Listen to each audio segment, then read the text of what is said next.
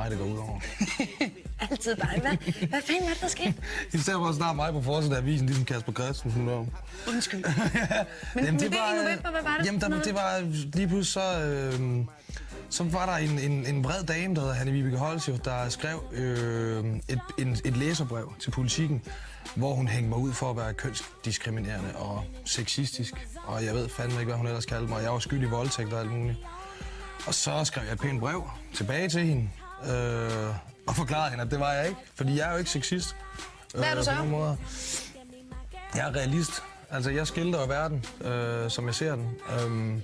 Og jeg går også selvfølgelig ind for ytringsfrihed, så jeg synes, hvis man møder en pige, og man synes, hun er en kælling, så skal man have lov til at kalde hende for en kælling. Men det var noget af det, som Hanne-Vibeke, hun brokkede sig over. Det er jo blandt andet sangen Ryst din røv. Så. Ja. Det er meget sjovt at se sådan en som hende, når de sådan skal kritisere musikere som mig, at de slet ikke sætter sig ind i stoffet. For eksempel så kritiserer hun mig for, at jeg bruger udtrykket gangbanger. At jeg kalder mig selv for en gangbanger, ORB gangbanger. Og så fordi hun tror, det er porno og gangbanger og sådan noget der, men faktisk så gangbanger, det er jo et slangudtryk for bandemedlem. Så allerede der er hun helt nej, så den røg jo helt til jorden der. Og hun citerer nogle linjer, hvor jeg siger bitch, hvor det faktisk er mænd, jeg taler til, ikke? At det er så en anden rapper på et af mine numre, hvor jeg kalder ham for en bitch. Og så kommer hun også og siger, du må ikke sige bitch, men det er en fucking mand, jeg kalder en bitch, altså. Så hun skulle nok have sat sig lidt mere ind i stoffet, før hun begyndte at svinge med skinkerne. Men hvis du skal prøve at gøre det klart, hvem er så en kælling, og hvem er ikke en kælling? Jamen, det er jo op til kvinden selv. Er jeg for eksempel en kælling? Det er du i hvert fald ikke, Tatjana. Det er du ikke. Men det kan godt være, der er en eller anden dreng derude, som du måske engang har gjort et eller andet mod, som synes, du er en kælling. Mm-hmm.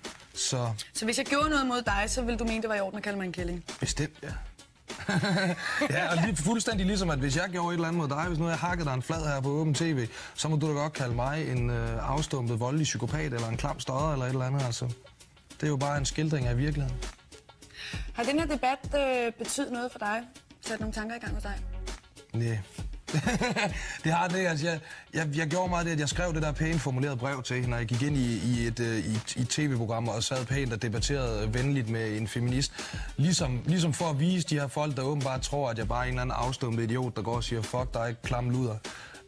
At jeg godt kan være velformuleret, at jeg er en ganske almindelig ung mand, som alle andre. Ja, lige præcis, ikke?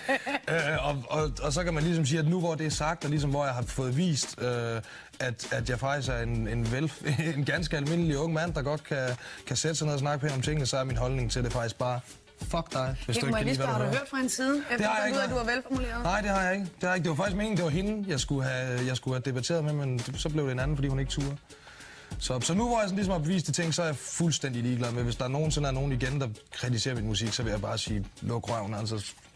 Find noget andet at lytte på, tryk på stop, altså. Ja, vi har fået sat på plads, du er en realist, men nu skal vi